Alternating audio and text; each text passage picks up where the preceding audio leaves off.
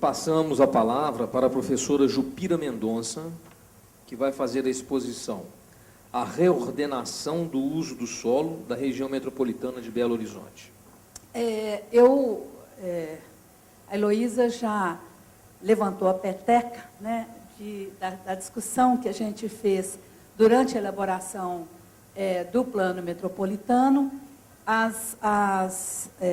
gente organizou, além das oficinas que aconteceram em vários municípios, agregando municípios vizinhos, houve 2 seminários e um seminário técnico no final. O plano foi entregue em dezembro, ainda não foi feita uma apresentação pública, houve uma mudança no governo do Estado que decidiu dar a conhecer o plano aos novos secretários antes de promover a discussão pública. A notícia que eu tenho é que o plano estará sendo entregue na próxima reunião do Conselho Deliberativo Metropolitano, que deve acontecer na semana que vem.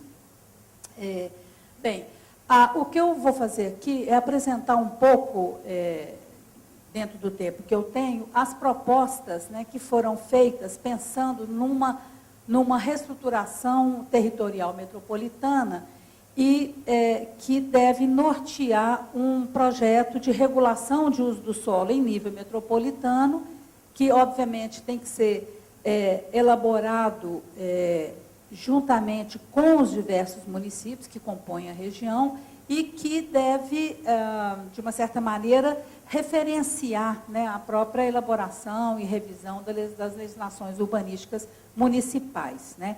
Há, inclusive, uma discussão jurídica, né, sobre o papel do Estado e do Conselho Deliberativo Metropolitano, as possibilidades de uma regulação de uso do solo em nível metropolitano, né.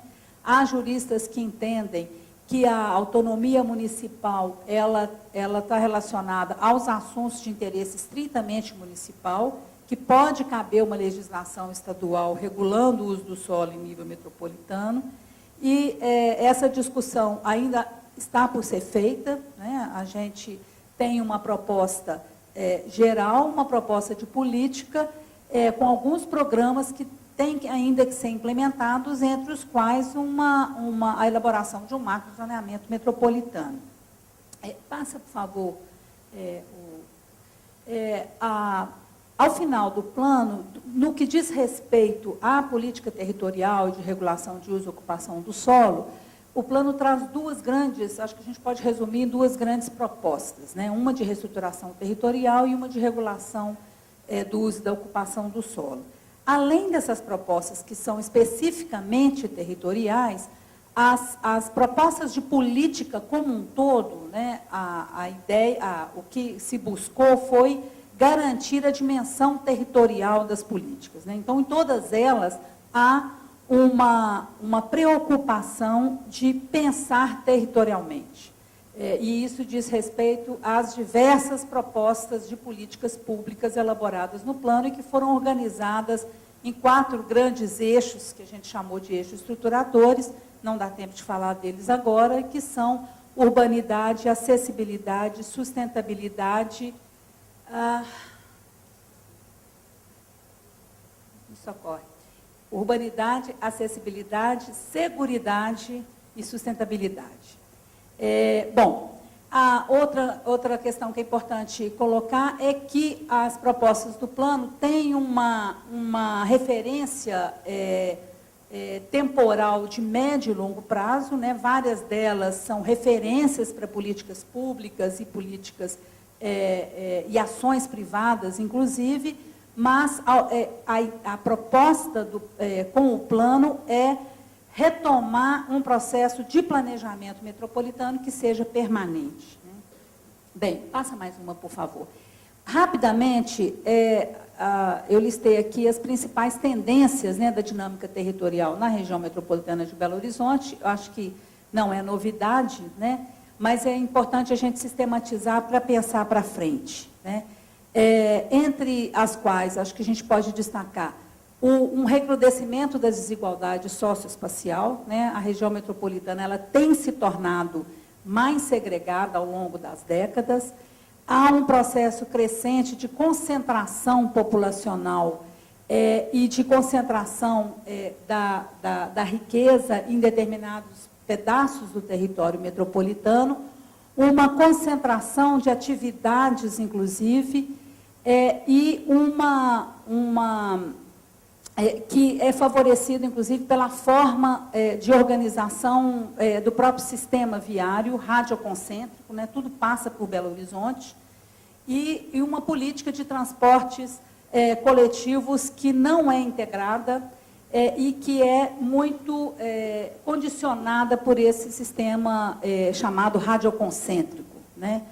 Um adensamento e verticalização excessivo nas áreas de maior verticalização e uma enorme vacância em outras áreas, né? Áreas ociosas, muitas vezes delas já parceladas, a Heloísa mostrou o mapa aqui, inclusive, e um grau muito grande de conflitos entre diversos tipos de uso do solo, muitas vezes cristalizados em conflitos entre as próprias leis de uso do solo e planos diretores dos diversos municípios metropolitanos, né? Muitas vezes o município propõe um determinado tipo de uso do solo na fronteira com outro município que propõe uma regulação de uso e de ocupação contrária ao que o município vizinho fez, né? Então, a ideia de pensar um macrozoneamento metropolitano tem que levar em consideração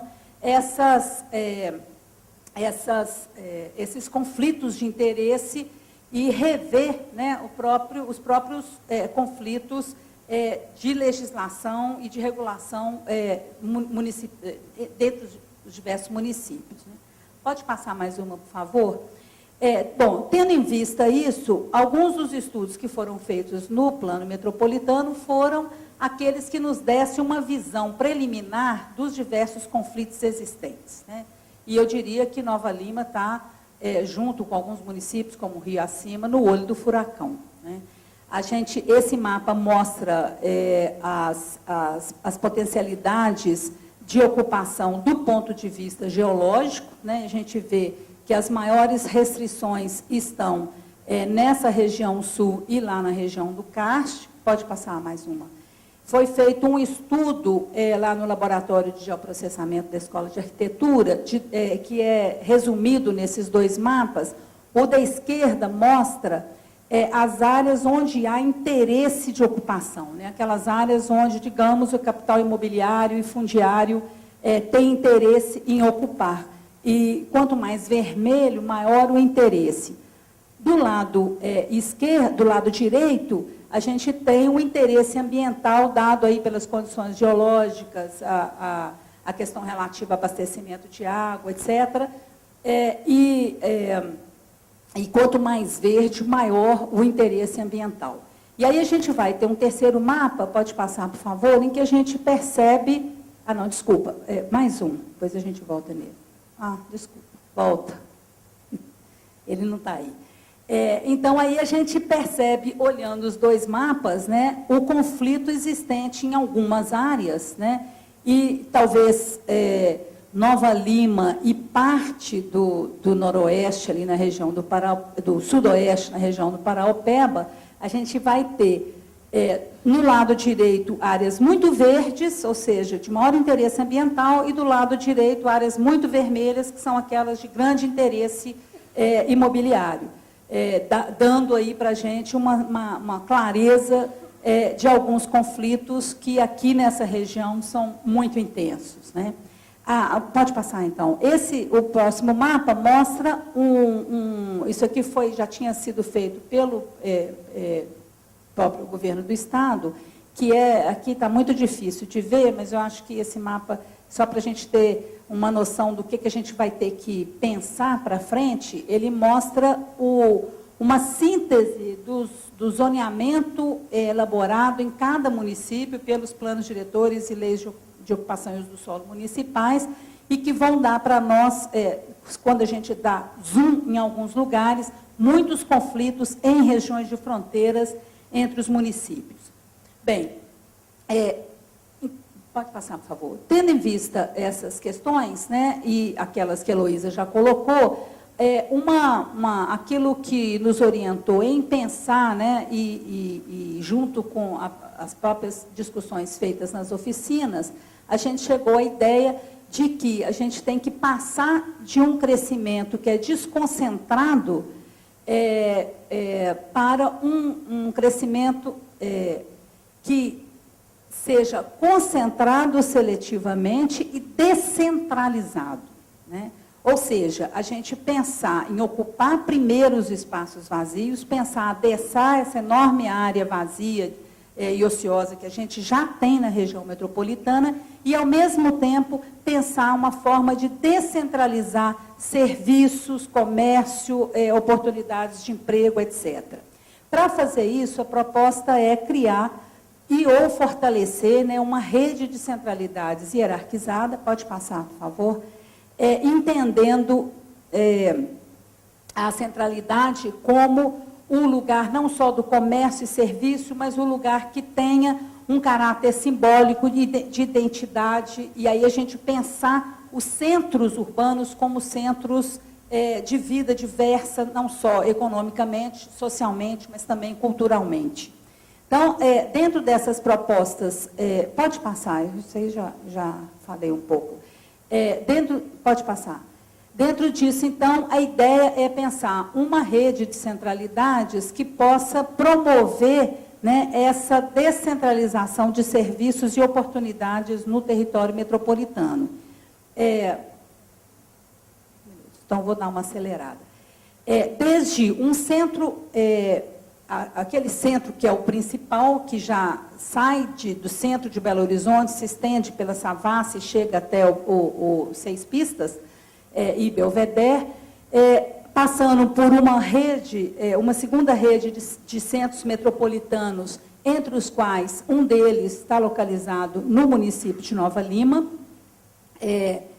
e além de alguns subcentros que a gente também vai encontrar no município de Nova Lima, principalmente localizado ali na região do Jardim Canadá, além de centros locais e centros microlocais de apoio às atividades rurais, né? Então, a ideia é pensar uma rede que seja hierarquizada, mas que, ao mesmo tempo, seja articulada. Pode passar, por favor.